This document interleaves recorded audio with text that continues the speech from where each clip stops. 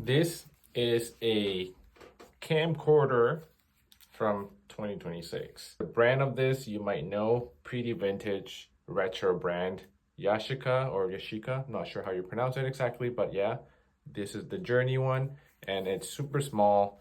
I've been having so much fun just filming everyday life with this thing because it's really tiny, it's got stabilization, it's got a few manual controls, and the best thing of it all is that unlike this camcorder that I have from 2007, which has a pretty tight sort of angle of view on the lens, this one is pretty wide at 16 millimeters.